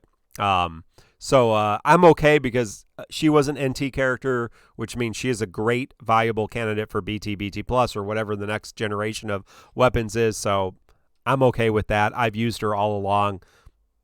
No problem with me. So let's move to Beatrix. Beatrix got LD boards. She was already level 80. She actually gets quite a bit from her LD boards. She enchants herself with Thunder, which is a big help to her kit. Her follow-up attack is become a lot more potent. Help. She also starts with the debuff on the enemies every time she enters a wave. She's still bringing Dispel, Battery, Healing, Damage Mitigation. She has Encouragement Armor, so she can take advantage of the Iroha Sphere to get some additional Brave gain. Her debuff is still really potent, so it provides damage up, attack defense down, sap, thunder resist down, and it dispels when she attacks. So her call now not only puts that debuff on, but it also is a pocket dispel. So every time she comes in and attacks with her regular call and her LD call, she dispels one debuff or one enemy buff. So very, very nice. Haven't played since this is a Shadow D7DS. First time chat. Thanks, Shadow, hanging out. haven't played since level 80 Awakenings. How do I farm the level 40 summon boards? You have to fully upgrade your regular summon boards. That's what we're talking about, Pandemonium right now. So Pandemonium has to be level 30. Then you awaken the level 30s, and you just go in and you just do it over and over again like I'm doing on screen. If you bring synergy characters, it's easier. You don't have to use books or anything else. The more synergy characters, the better. Just bring characters. You can auto-battle it. Bring 1 or 2 good characters. If you do 1 decent character with some powerhouses, because it's a single target fight, it's just going to take some time, but that's all you do, and then you unlock the boards as you go. So real simple. You don't have to do it different characters. 1 board unlocks it all. So great question. Sometimes we forget because we've been doing it so long, but that is so Beatrix is great. I'm sorry I put her in C tier, but I still don't know that you'd pull for her. If you're going to pull for Bartz, if you're going to pull for Sid, if you're going to pull for Aphmau, and you're going to pull for Zidane, and you're going to pity Zidane, and you're going to pity Beatrix if you don't have her.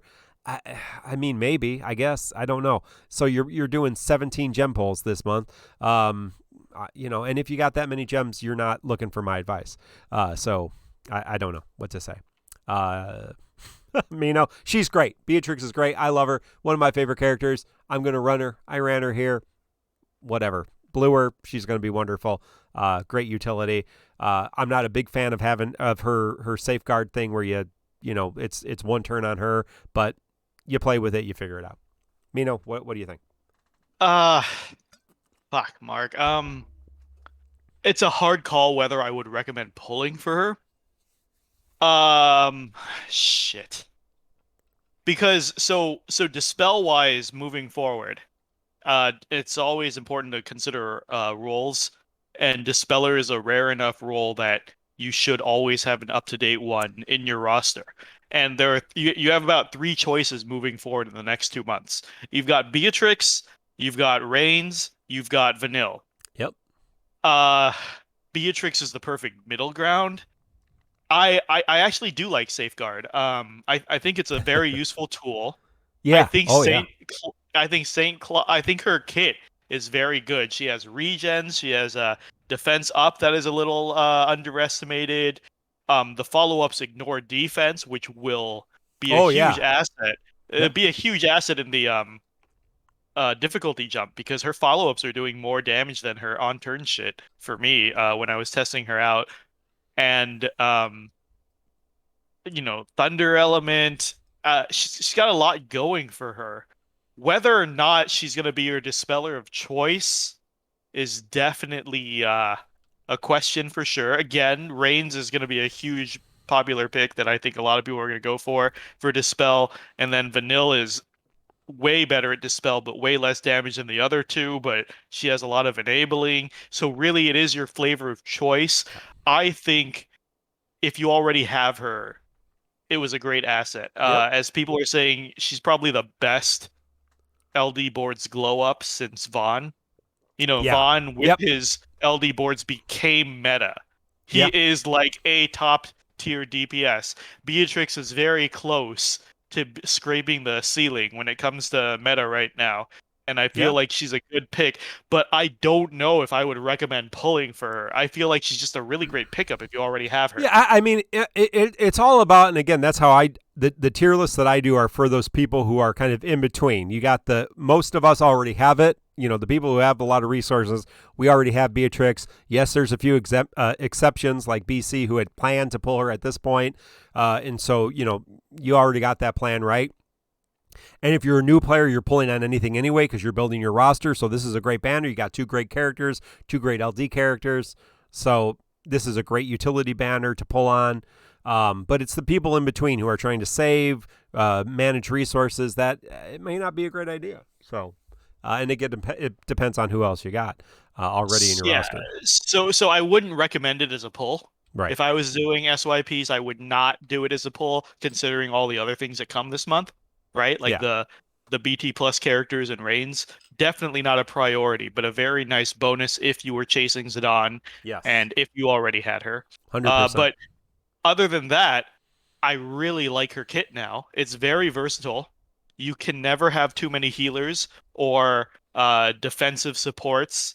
And this is all they needed to do was include that follow up to proc more regularly and defense ignore. All you need to do to make old supports more valuable is increase their DPS. So she is a very good support that can do decent damage now.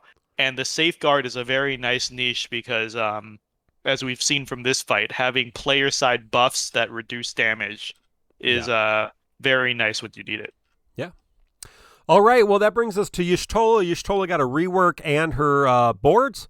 A rework to her boards, excuse me. She got a LD board rework. Her LD boards got a fairly significant rework, but that's not really the highlight of this tuning pass. Her LD and her special attacks, based on her overhead buff, which is the arrow and the flicked status, the status affliction. They're more potent. She gets a lot more brave gains. All about the brave gains with Y'shtola. But the big thing is she gets the BT plus. Greening her gives her the standard +1 turn in BT arrow. We didn't really talk about that. If we need to do a little primer on what BT plus is, it's just like EX plus and high armor plus. You use a book and then 3 ingots. Everything you get a little bit different. The basic for BT plus is you invest, you break the cap, the BT effect, the BT attack gets more potent. You invest 1 book, the BT phase increases by 1 turn. 2 books, you usually get some special updates, some more power to the effect. And then 3 books, you get to use that extra BT plus attack and effect. So you basically have 2 phases of your, if you want to use the main character's BT. And you can use that extra BT with others. So that's how it goes. There's all kinds of videos on that. But her BT plus, if you green Y'shtola, and again, it's all or nothing with BTs. Don't go 1 or 2 or 3 or 2. No 2 or 3s, no 1 or 3s. You know, it's all or nothing. The only reason to book is to get extra ingots. Gives plus 50% brave gains. It does some other things, some overflow, everything else, but plus 50% brave gain. She's not super fast, and I think it's 10 turns every time she uses her burst. So that's a lot of brave gains. She's full ass support, tons of battery, tons of healing. Now with the revive change, I guess we didn't mention that. The score bonus to the score reduction to revive has been nixed. So now you can revive with Y'shtola without any penalty whatsoever. So she's super versatile, and she is the brave gain queen. She's just bringing all kinds. Yes, 1 book, 3 ingots. Thank you. And if you book it, you get a free ingot. I'm not greening her. I did book her, obviously, which doesn't really do anything, but might be something to keep in the back of my pocket. I'm not a big fan of brave gains, but I do have them all just in case. Mino, what do you think about Yish?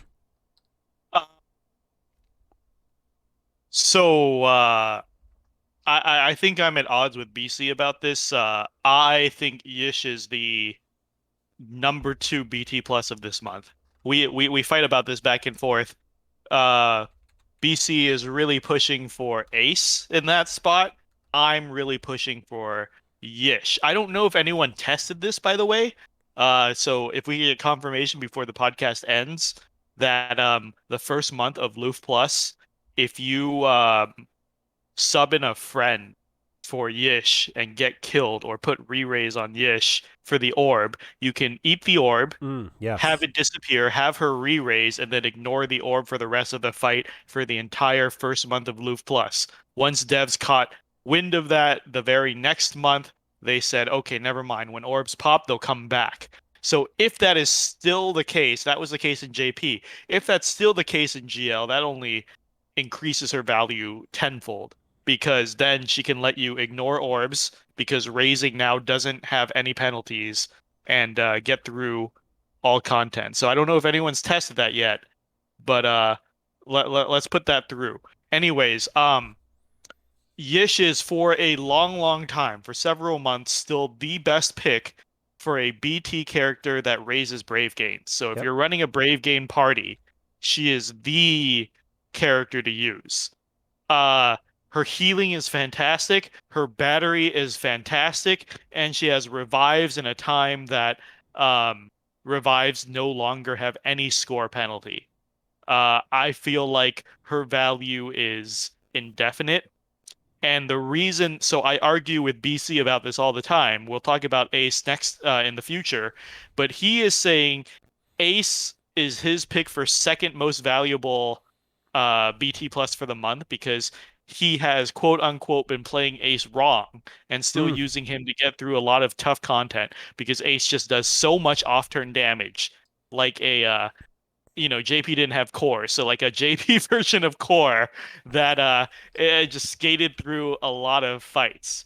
I am a champion of the common man, and I know that more valuable than quote unquote more DPS for these peasant players is the ability to heal, battery, and revive constantly.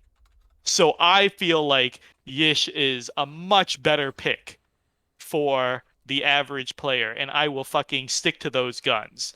That being said, her downsides are that her auras are loaded on when your allies have more brave than their eye brave stat. And that is not as easy to maintain as most people think. If you're running a lot of speedsters that constantly dump brave, they're not gonna get any advantage from having Ish on the team at all. So Ish works best with people with a lot of refunds or even like discounts like Jack coming up in the future or Oh, Iroha yeah. on the team. Yeah. Right. Like if you can consistently get that refund and be over your iBrave stat every turn, fantastic.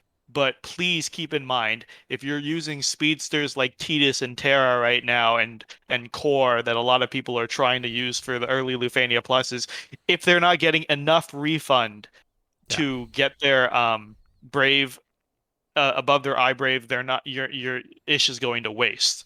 And also, this was a question asked often throughout the week. What if I get enough brave during the turn? No, it factors in at the beginning of the turn. On the start of their turn, if they have above eye brave, then they get the auras. Otherwise, they get nothing from Ish. So she does take some consideration to team build around. But I think she's just a fantastic pick. And one last thing I want to say is when you're entering a new difficulty, if this is a big jump for you, if you're having a lot of trouble, there's no shame in getting powered now. A lot of polls are saying they're skipping the first batch of BT pluses for Bart's or Ace. Uh, Not everybody has the luxury to be able to clear all the content of a new difficulty jump without the new Yeah. power level. So I feel like if you need a BT plus now to get through content, Ish is the pick. Mark, do you have any further thoughts on that? Yeah, I think she's great. I don't necessarily know that you can go wrong this month with any four of these characters. I think all four of the BT characters this month will endure perhaps better than a lot of other characters. But I think there are winners and losers. I think Bart's is by far, people were asking, Bart's is by far the best overall option. What he does, nobody else does. And we'll talk about him in a couple weeks. I actually think, you're watching my green Zidane. I think Zidane's the loser of the month. That being said, he's super, super powerful. We're going to talk about him in a second. For me, Ace is kind of up in the air because I haven't really seen or watched anybody play him well. So I don't really know what green Ace does. Because apparently people have been playing him wrong and don't understand how he works, which to me, again, BC, like BC said, right, I've gotten him through content not playing him correctly, so that speaks to his power, so that's good, right? So that means he's powerful. But is he really is the potential for him to really be powerful, and we just, need to be big brained enough to do it. Yish is real simple. So, yeah. If you are, if you're sometimes struggle with character skits, Yish, Yish and Bart's definitely easier characters to manage than even Zidane, but definitely Ace. So, but yeah, Yish is a good investment if she's a character that you like and you're big into Brave gains, but definitely got to focus on the Brave gains because that's what she's bringing to the party. If you're partnering her with people who aren't gaining Brave, then don't green her. That's for sure. Let's talk about Zidane. So he's the big one of the banner. He got a rework, level 80, LD, BT, BT+. His level 80 does give him a rework, or his level 80, he gets level 80, excuse me, and he gets a rework which boosts his skill 1 and skill 2. So they're valuable buttons. You can press them. They do things, which is nice. His LD grants that overhead buff, which looks like a dagger, that allows him to delete an enemy or steal their turn every time he breaks the enemy, and it gives him an instant turn. So thankfully his LD unbreaks or cancels break and then re-breaks generally. So that's an instant pocket delete and free turn. After his LD, he gets a free skill use, so he can use skill 1, skill 2, or AA. And he gets an upgraded HP after he uses his LD, which is, again, a cancel break, re-breaks. This one's single target as opposed to the LD, which is AoE. And after he uses his solution HP plus, he then immediately gets a free turn and a free skill use.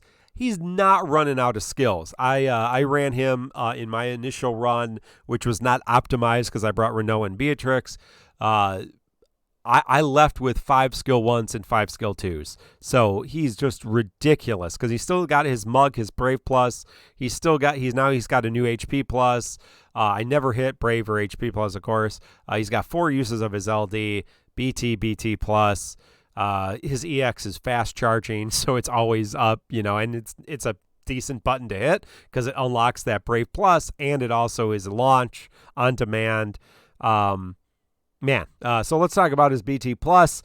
It's pretty loaded. It gives all the fun damage ups that you would want, but it also provides something a little fun, which is every time he acts, he steals an elixir, which heals the party and batteries the party, which is just kind of a fun little gimmick there as well.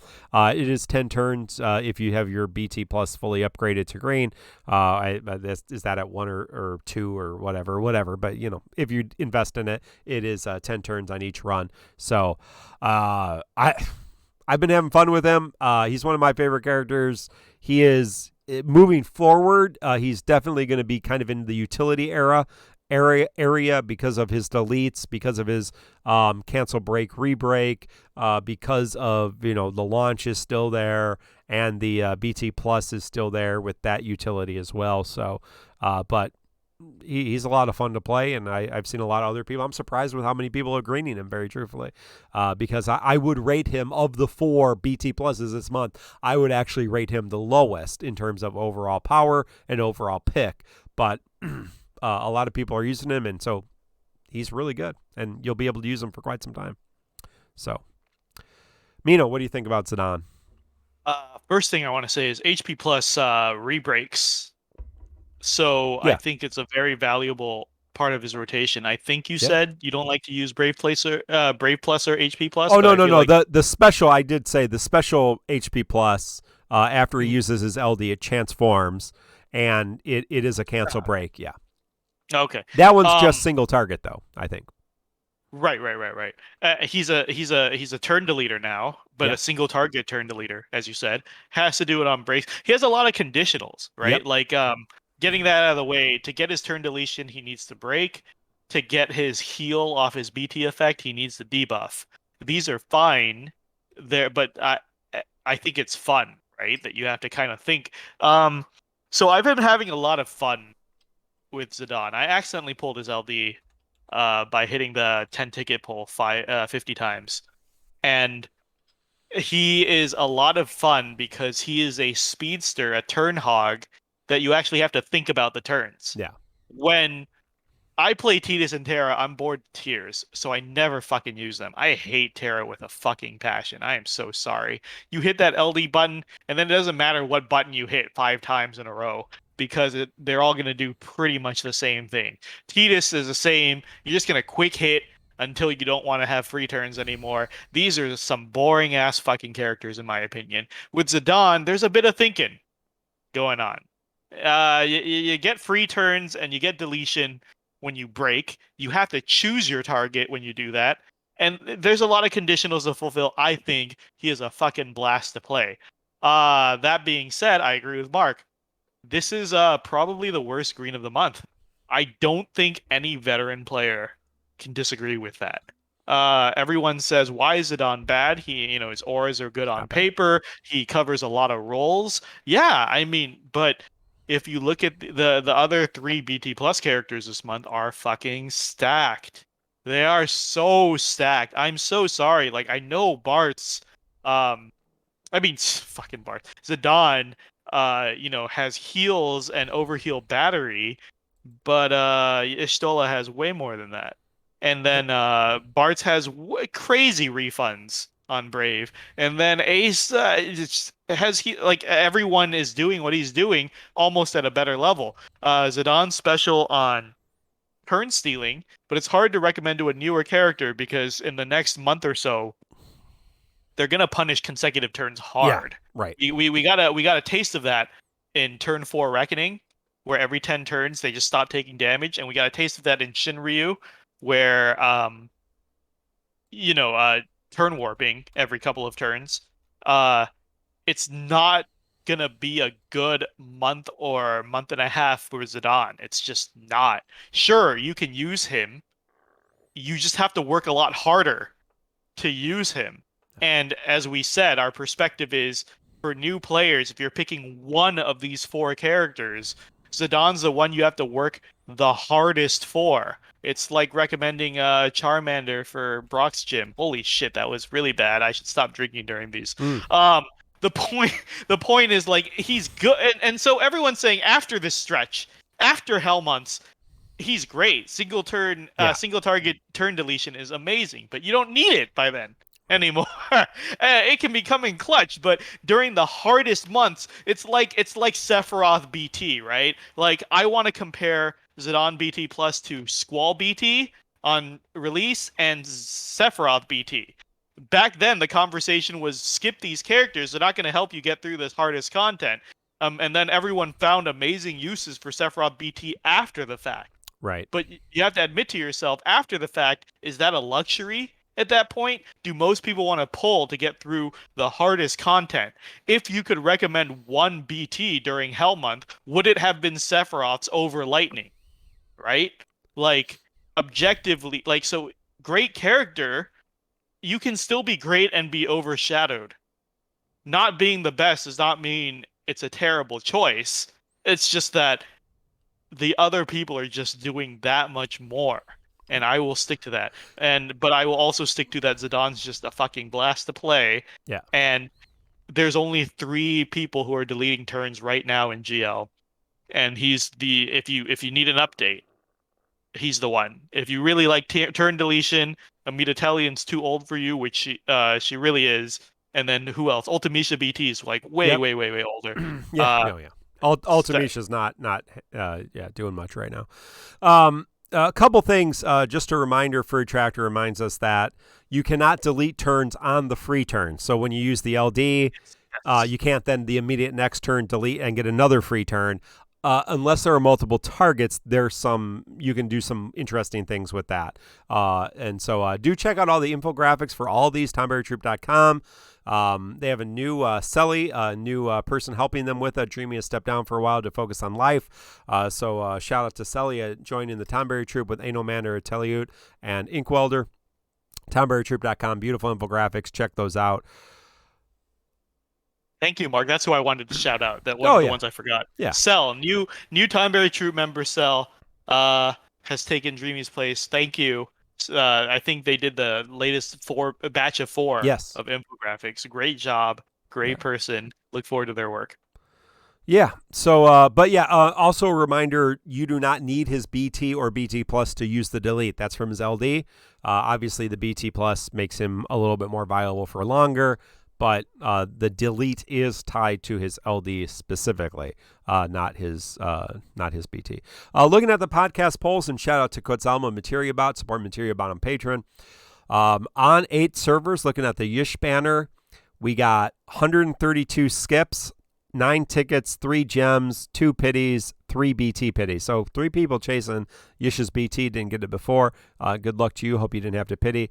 On the other hand, going across 8 servers on Zidane, 10 people pitying the BT right out from the bat. There's some other good banners coming up. Sid Reigns is coming up here, right? Or just Reigns, right? We're just saying Reigns. Just Reigns. Reigns is coming up. Reigns 39 pitying the BT, 6 gens, 91 tickets, and only 16 skipping. So a lot of people chasing Zidane, and I've seen a lot of green Zidanes, and this day one, and even before. Very, very surprised. So let's talk about we got a fight. Obviously there's a co-op. Do that. Simple. Don't worry about it. Delete. You're not gonna. It's fine. Board grind. We already talked a little bit about that. If you're not familiar with that, we can help you out a little bit more. Go back to listen to some old shows where we go into depth about that. Pretty easy. I've been doing it on stream. You can just watch how that works. DissidiaFFOO.com and our friend Excalibur putting together some things on this fight. So the fight is, again, Divine Pandemonium. You fight a Pandemonium, and it looks like a hemorrhoid or some like weird heart failure monster-looking thing. Strange color combination. He starts out the fight. So the first time you hit Divine Pandemonium, he immediately goes into a responsive AoE HP attack and debuffs your party with a Max Brave down framed debuff. Summons 2 tornadoes that cannot be delayed, deleted, or killed. You can't do damage to them. They help increase, I believe, the power of Pandemonium. But if you give them turns, they also do relentless HP damage to you. So to get rid of them, you have to take 15 consecutive turns. So there's a lot of turn counting. 15 consecutive turns. He does this 3 times. He summons these things 3 times. 1 after the first time you do damage to him. 2 at 49% health. 3 at 29% health. He also, though, summons this mist around himself, which makes him much more hard to immune to several different things. I forget what it's called here. At 78, a storm is blowing aura. Yes. And to get rid of the storm is blowing aura, you need to delete him. So that appears at the first time you do damage to him, 79%, 49%, and 29%. So there's at least 4 times you need to delete him. I've seen people push through it, but ideally that's what they want you to do. The orb is tied to delete. It's plus 10 if you delete, and it's plus 1 or stays the same if you buff with the action. So a lot of characters just buff. So the orb is not a huge deal, but it's getting rid of that aura, and it's taking the 15 consecutive turns. Now, once you get down to the 49 and 29%, your summon phase helps with those 15 consecutive turns, and your burst phase, if you're bringing a burst, helps with those 15 consecutive turns. That being said, we've already seen people do it without burst. We have seen people do it without synergy. So, believe me, with Green Zidane, it is not difficult whatsoever. Okay, it's a little bit difficult, but it's manageable, fairly simple.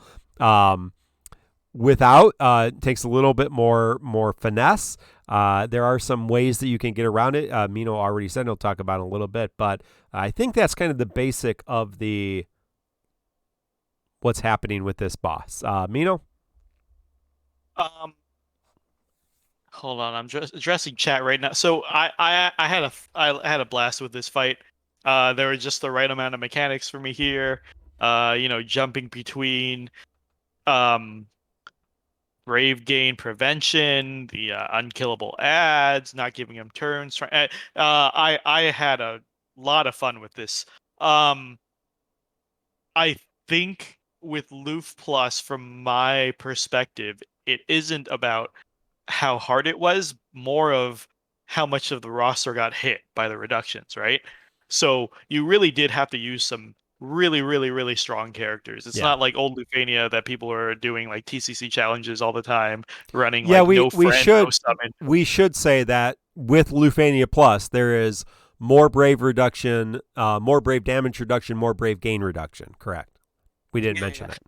And as Pikachu Games is saying, and BC brought this up as well, this is kind of a soft entrance for Loof Plus because everyone has synergy stats right now. It's going to be a Thank different you. story. I always in the forget next, that. Yes. Yeah, it's going to be a different story.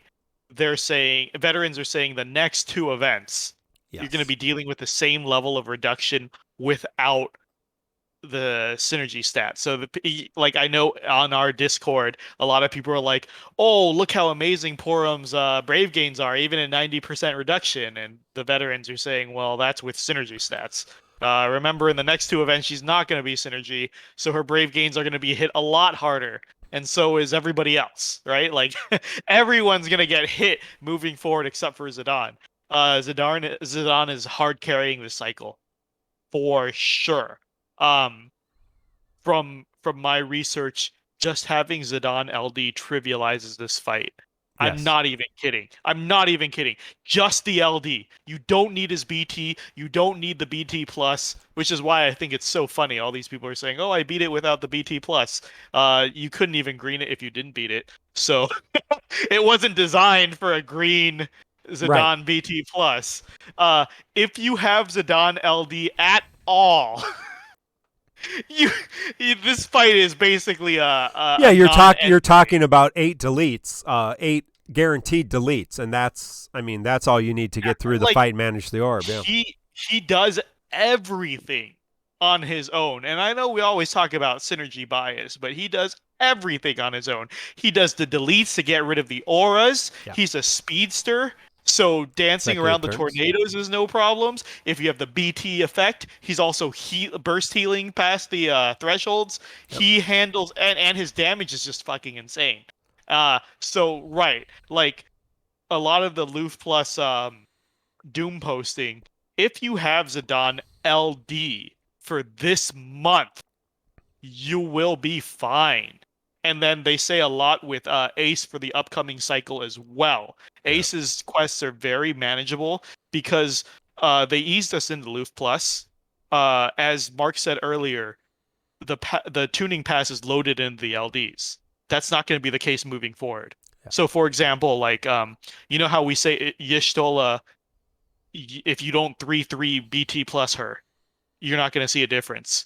That's how a lot of the characters are moving forward. Yeah. Whereas with Zidane, his new role of turn deletion is on the LD.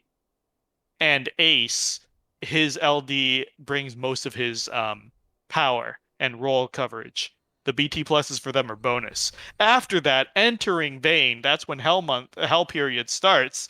That's when everything is backloaded on the BT pluses. So right now, this first month, Zidane LD, Ace LD, you're gonna get through content just fine. But have sympathy for the people that aren't pulling Zidane LD. And I don't know if Mark mentioned this hilariously. Like we said, all the polls said everyone's skipping Zidane, and all the like 80% of the clears of this fight have Zidane LD. So a lot of people pulled Zidane. So many people, more than we thought, with foresight. With foresight of him being the worst BT plus of the month, so many people pulled Zidane LD. And so, right, there's no panic. I didn't see a lot of Doom posting or panic in this fight. A lot of people were prepared with Core, with Porum, with Setzer, Kurosame call, Jack call. But it's a super good point, and I continue to forget that because this is World of Illusion, everyone is synergy, and so some of these characters that we're getting through, we may not get that. And at the end of the day, yes, the orb is a delete orb and deletes rare, but the orb is also manageable with just buffs. Now, the delete mechanic is a little bit more difficult to bypass, but moving forward here, even in the next couple events, the orbs are very different and not nearly as manageable. So, and you don't have full synergy, and the Lost Chapter very limited synergy as Singe and Guy are not fan favorites, and Guy doesn't get anything with his LD board. So, yeah. So it's this is a nice introduction to Lufenia Plus, but it is not the hardest of what we are going to see before there's grinding and gnashing of teeth. So. Last thing I want to push forward is the reason this period is going to start getting really nasty is because remember that the cycles are always sort of tuned around the 2 week synergy. Yeah. So Zidane's heavily encourages no turning. So does Vayne. A lot of the cycles going forward are a lot of no-turn cycles. Zidane encourages no-turning, and then you have Reigns, who you want to just kill. You kill bosses ASAP. Yeah. So if you don't have Zidane LD and you don't have Reigns, you're gonna feel it. You're going to feel it. A lot of people, before you start getting a big head, remember that Zidane LD is eliminating a lot of the stress of this week, which is no shame in it. But for don't like go easy on the people that didn't pull Zidane LD, because this is a completely different fucking fight without him. Or people remember. I mean, we've seen a lot of people going into this era with no resources. So, or maybe you just got the 40,000 gems from, or 45,000 from this event, and that's not guaranteed getting this LD, and that leaves you with nothing for Sid Reigns either. So, yeah. Yeah, for sure. And then the Hell Month's gonna have like Vayne, who likes to take a lot of turns. Ace is off turn damage. Jack. There's a lot of things going on moving forward. So just be prepared for that, and remember the synergy bias. I think we always just say, like, the game is hard if you don't pull synergy, because it's a gacha game and they want you to pull the featured character. If you have the featured character, of course you're gonna have a much easier time. Don't rub it in the face of the people who can't constantly pull the featured character. And that's all I got. Did you have any thoughts on the fight, Mark? Yeah, no, I mean, I think without Zidane, much more difficult. He did. I brought the first run I did was full banner characters. I brought Beatrix, Renoa, and Zidane, and Beatrix was able to negate the threshold attacks, which is whatever, but she didn't really need to. There were a lot of better options. I may run a couple others just to highlight him a little bit better, but he hits, like you said, he hits all the orbs. That being said, we have seen creative runs without him. We've seen Metatillion in the party. I haven't seen any Ultimecia LDs, but we've seen creative no burst runs, so it's doable. Now the next couple months or next couple weeks, we'll see how much harder it gets, because I know I forget what the guy orb is, the guy LC orb, but LC orb, yeah. But I know the Reigns L orb is pretty terrifying. So I'm gonna throw BC under the bus. As usual, anytime we have information from JP, I'm just going to throw BC under the bus. So, if this is inaccurate, just go complain on his channel. Good. He said the next two fights will be pretty difficult because it'll be the same reductions with very restrictive orbs and no synergy stats. Mm-hmm. So that's Guy's Lufania and Reigns' fight. Then he says Ace's fight mellows a little. And then the real hell period starts with Vayne cycle and continues to about Jegrin. All right, so that's the preparation. So don't let this full roster synergy catch you unguarded. And that's why we told you all not to spend any resources for the last 6 months. The Void is saying, or Tree Void is saying, Guy LC Orb is to do damage to the bosses while they have an HP damage debuff up. Oh, okay. There you go. So, yeah. Gabranth, right? And some other calls are going to be good for that. Yep, Gabranth, solves that. So, awesome. Great. But you can pull a sinking guy as well, but Reigns is ridiculous launch damage after the launch or something like that, so it kind of requires, although there's some ways around it, I think, but not a lot. We're done, I guess. Stick around. We'll hang out for the post show, but this has been our show. Thanks. We're going to talk all about this. Good luck to your grind. Good luck to your Lufania. Let us know how you're doing. Do leave us a comment.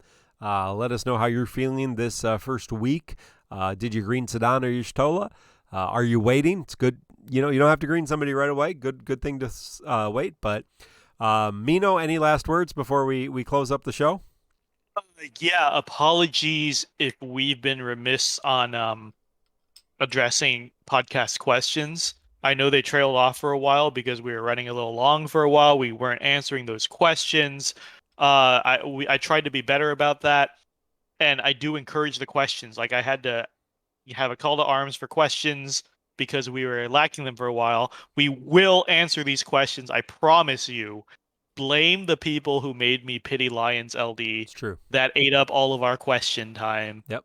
But please keep submitting questions. I promise you we will get to them. It's only a matter of time before there's a slower show, and we just have like plenty of time to rush through the questions. Yeah, Arrow with the Q&A. Anime Mark came back for a YouTube thumbnail appearance. So, hey, this has been episode 168 of the Crystal Chronicles. Glad you could be with us. Recorded on September 30th, 2021. Next week, we'll talk about Guy and Sync and not quite Reigns, I don't think, but we'll talk more about Lufania Plus and BT Plus. Until then, friends, goodbye.